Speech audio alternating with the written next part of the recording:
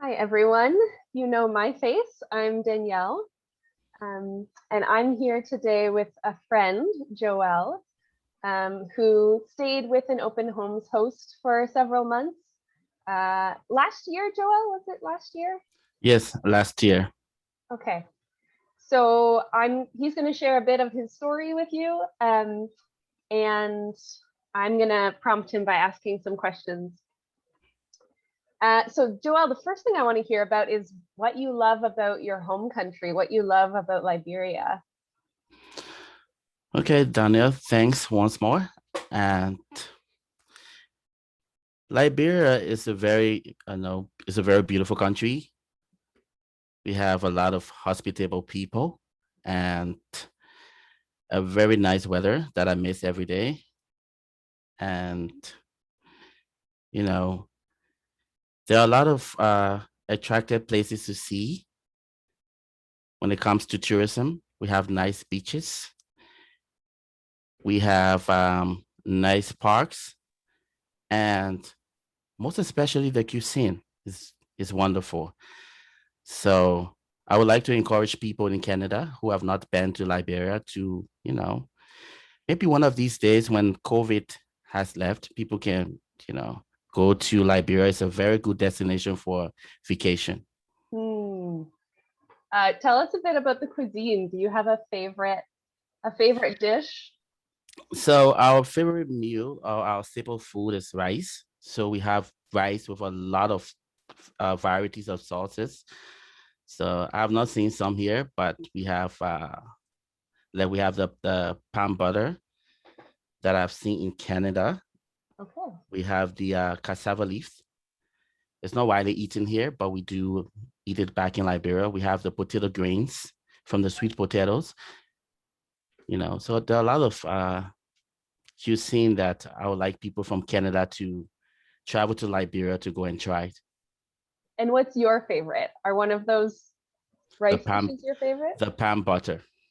And butter. Yeah, What does that mean? it's from the oil palm. Okay, yeah, yeah. Mm-hmm. Yeah, so the oil palm, they take off the skin from the oil palm and they pound it together, and then the sauce from it, they make like a soup. Yeah, Okay. it's very nice and tasty.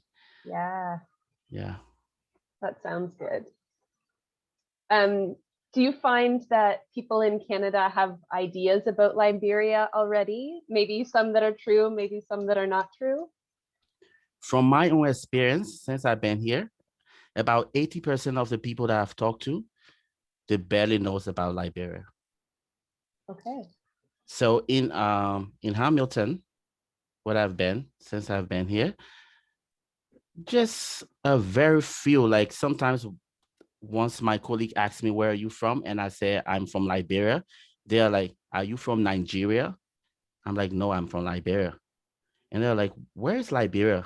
I'm like, it's in the west of Africa. It's a very small country bordering Guinea, Cote d'Ivoire, and Sierra Leone. And then most of the times I have to bring up the Ebola epidemic that happened in 2014. And they'll be like, okay, Ebola. Okay, okay. Then I know Liberia. And then sometimes I'll talk about our former president, President Sirleaf, who was the first female head of state. And I was able to come across just a very few Canadians who knew a little bit about Liberia. Like some of them would ask me, do you know Leo Johnson? And I said, yes, he's our president here. And also Leo is one of my role model, actually. He's a very smart and talented guy. I like him so much. So yeah, not really a lot of people that I've seen here do know about Liberia. Okay, yeah, you're teaching us right now. So it's on the Atlantic Ocean, right? Yes, it's on the Atlantic Ocean. Okay. Another reason that the food is so good, I'm sure you have lots of seafood too. Yes, sir. Okay. It's unfortunate though that your country is associated in people's minds with Ebola only. Yes, I mean, I just try to use Ebola most of the time to get their attention to know something, because once I say Liberia is in West Africa, they're like, Liberia? I don't know, like, what is Liberia? They don't even know. So I have to bring something that happened that the world, knew about to Sure. get their attention. Then they're like, okay, yes, I've heard about Ebola. Oh, I heard about Guinea. Oh, I heard about Liberia. And then we can be able to start a conversation from there. And then, Yeah. yeah, Well, it sounds like there's a lot to love about your country, a lot to share. there's a lot. There's a lot about Liberia. The only thing now is that, the political instability, but on the overall, the country is very good. It's just that the current administration is not so good, I will say, because corruption is very high. There are a lot of human rights abuses. So at the moment, for the citizens, it's not so like the way we always want it to be. Right. Right. Yeah, I imagine there's hard stories that come to mind for you when you share those words. Yeah, sure. Um, what was it like for you to come here as a refugee? So I will start off with how I got to know about Canada. Okay. Because when I fled Liberia, I came to the US, and my friend that I went to, he was like, okay, do you want to seek refuge in the US? I'm like, yes, I want to seek refuge here. And he was like, with President Trump immigration policies, I can guarantee you that once you stay in the US, you're going to get deported. And I'm like, if I stay here and get deported and I'm fleeing from harm, I'm just going to end up back into the same people that I'm running away from. Mhm. And then he said to me, I was watching the news and there are people going to Canada. I'm like, okay, I've heard about Canada. I heard it's a very nice place. And maybe I can, take an advantage. So I went on the internet. I went to Google, I went to YouTube, and I saw people coming to Canada. So the first thing that came to my mind was, you don't know anybody in Canada. What are you going to do there?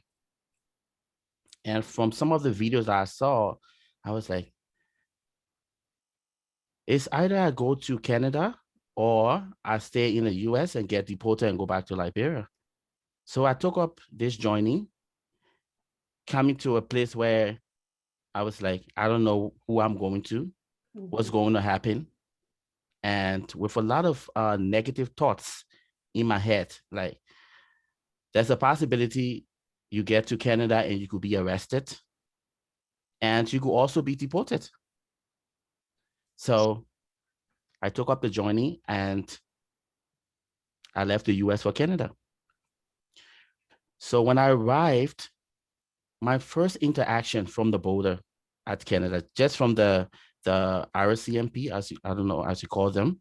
RCMP. Yeah, they were very, very calm and very hospitable. I remember I had a bag that was so heavy, and the RCMP lady, she was like, you know what? I know you are tired. Just leave that for me. I'm going to take that for you. I'm like, what? What do you mean? I thought you was going to send me away, and now you're telling me you can leave that. I'm going to take that for you. And she actually helped me with my bag. And when I got into Canada, they were so friendly.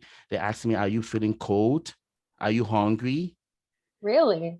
Yeah, there was. I did not expect to even see that. And then they asked me a few questions about, why you came to Canada, and then we were turned over to the police. But at that moment, that was the first, like first interaction. But still in my mind, I was like, I did not know which part of Canada I will go, who I'm going to meet, where Mhm. I'm going to stay, what's going to happen, right?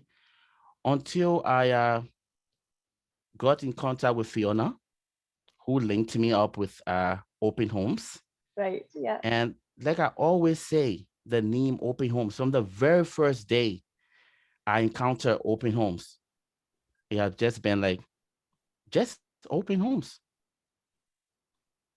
So when I came to when I finally got in contact with open homes and I came to Hamilton, I was picked up by Allison and she took me to the blanks. Okay. And I mean, for the very first time, coming out of my own country, coming into a very strange country with another race, going to another family, and they took me in as their own. Right? They shared their home with me. They was like mentors for me. Like most of the time, Danny would sit with me and tell me things about Canada. You know, show me where to go. He also became my financial advisor, actually. Oh, really? Yeah. So beside the blanks experience and coming in contact with open homes and the companions, they were all helpful. Like even I can say from the very beginning to today, open homes has always been around, you know. So they helped me a lot, getting me settled in, opening my bank account, getting on legal aid, getting on Ontario Works, and yeah, just all of the support that I needed until I was able to get my work permit, find a job, and was able to find an apartment. Even through the instrumentality of open homes, we were able to find somewhere to stay again, where I am today. Hmm. So, you know, it was I would say it was a very overrated experience, and open home made it just as easy as anyone would have wanted. Oh, I'm glad you had such a positive experience, Joelle. Yeah, sure. And now you're a volunteer. So Yeah, we're sure. grateful for the way you contribute to our community going forward and what you've shared, even with new people who are coming in and don't quite know what to expect and are going through all that confusion that you had to go through. Um, you've been so helpful with some Yeah. people. Yeah.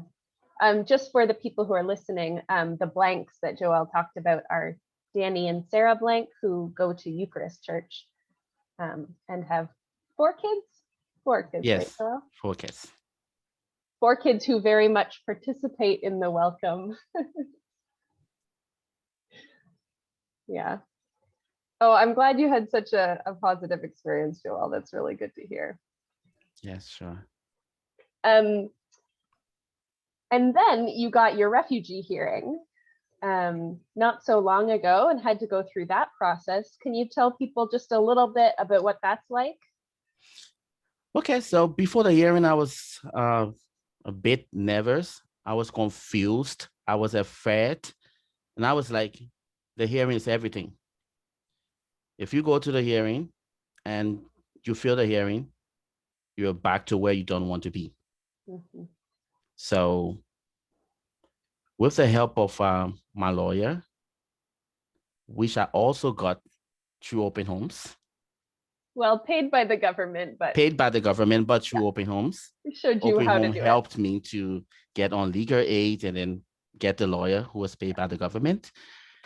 And Victoria is a very good lawyer, actually. She helped me, prepared my basic of claim. She guided me from day one. We had some pre-hearing preparations, so Mm-hmm. I was fully prepared.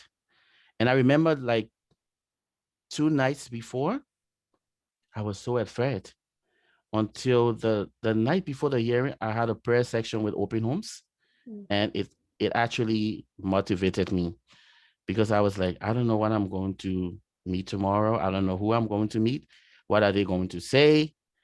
But I was quite relaxed because I knew that the hearing was basically going to be around my basic of clean, which is something that happened to me, which is something, like everyone else will know.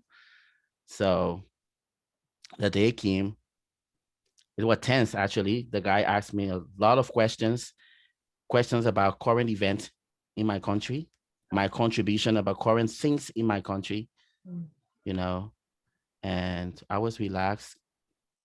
Though from the beginning I was nervous, I was afraid, but at the end of the day, and with the prayers of all of my friends and open homes, I got my decision the same day. So it was positive. Thanks to everyone who made it happen. Thanks to Open Home too. I'm so happy. That's such a best case scenario when you get to hear that day and you get to call your wife and your kids Yeah. back in Liberia, I'm sure, and they must have been just overjoyed. Oh, they were so happy. They were so happy. Yeah. The Um, sad thing is that they wait every time. My wife is like, I don't know when we are going to come over. And I'm like, I just applied for permanent residence and in February, and I don't know. It takes around 21 months. So just expect to wait for at least almost 2 years. And she's like, she just can't wait. yeah. The sad thing is my daughter that I left was born premature and I left her at 7 months. She's going to be 2 years the 29th of this June. Wow. So I'm just like a father who she knows through video calls. So that's how I get to talk to her. I miss her every time.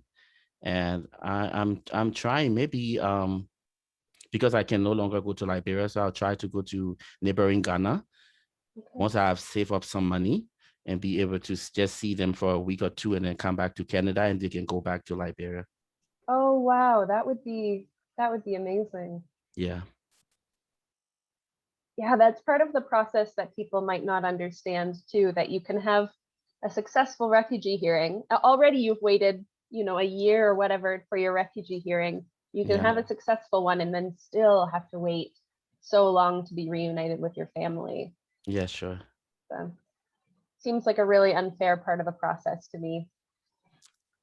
I don't know, but yeah, so I'm still waiting. I got my acknowledgement of receipt in April.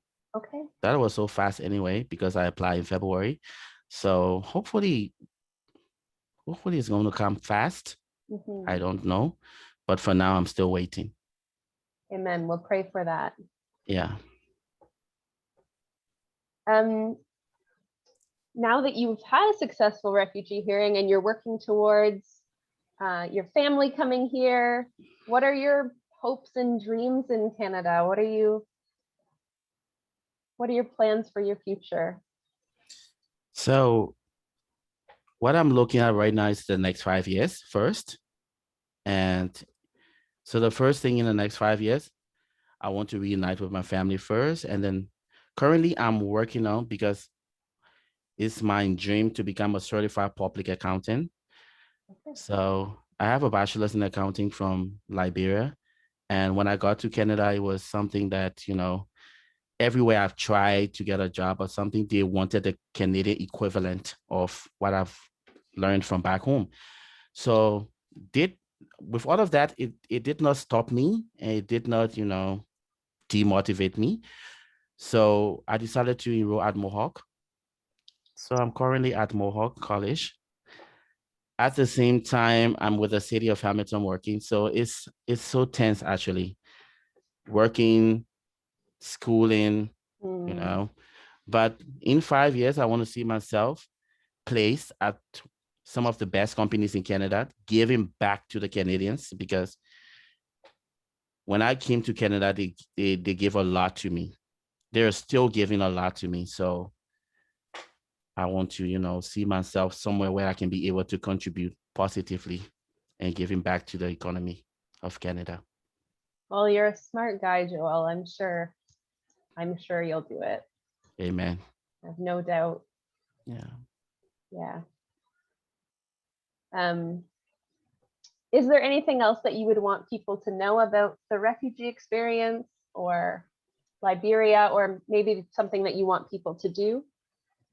Okay. So on the overall, like I've mentioned earlier, a lot of Canadians, the Canadians as a whole, they are hospitable people. So from my own experience and on my refugee journey, I I have not really come across, negative people here who are like, people who frown against refugees and something like that. But most of the people I see, they're like, they show empathy. And once you start to like talk about your story, they're like, they're so sorry. and they're always willing to help you. They're always willing to guide you. I also came across just a very few, like 2% of the people that I've met. And I remember from one of my experiences, sometime last year in a bus, and there was a guy who, I don't know, for some reason saw me or whoever he saw, and he was like, there are a lot of immigrants coming, and they are like being a liability to the government. It's our taxpayer money, and these people are just coming here, and the government is just focusing on them. They are not focusing on us. I was like, oh gosh. But anyways, it's his point of view. Is everyone has their own point of view, how they feel. But I just didn't say anything. But there's something that I want to say, like people who are refugees, like no one wants to be a refugee.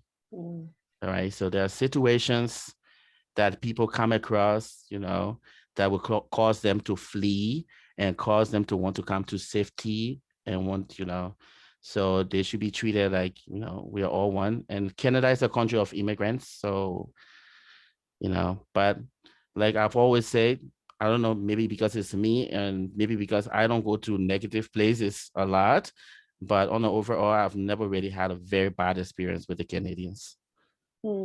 Yeah, and now I can see Canada is like a home for me now, so I'm happy.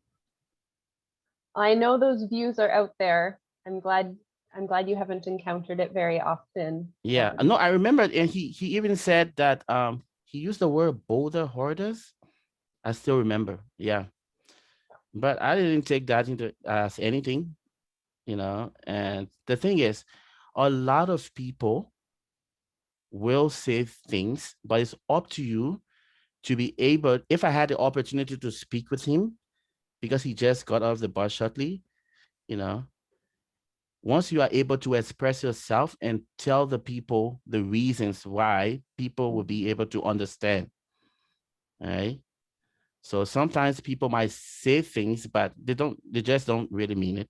So for me, I was okay. And on the overall, I've had a very, very positive experience since I've been here. Yeah. You're a wise guy, Joel, and courageous to make that journey, not only the journey to the US, but then the journey to Canada and crossing at Roxham Road, right? And then coming across this way. Yeah. And another thing too, I want to encourage a lot of refugees too. I mean, always go after your dreams. And, for me, I always say the sky should be your limit. I remember when I got to Hamilton, and at first, because I used to work for the United Nations back home, so I was like, okay, once I get to Canada, I have to do something like that. And I tried looking for a job that I could not find it from the very beginning. And I did not stop there. I was like, whatever I have available, because I need to help my family, I'm going to do it. And I started to do, I've worked like everywhere here now. And I remember one day I was like telling someone, I see a lot of job with the city. And then the person told me and said, you are not a Canadian citizen. You're not a permanent resident. The city is not going to hire you. And I was like, what do you mean? So when I finally called the person and said, I work with the city, they was like, how did you do it? I said, just keep following your dreams. And it happens. It happens. I'm happy. So once I can just in the next 2 years, become a certified public accountant, I'm going to be so, so happy. Yeah. That's great, Joel. Canada is lucky to have you, and Hamilton is lucky to have you, and Open Homes is very lucky to have you. So thanks for sharing a bit of your story. Thank you, Donnell.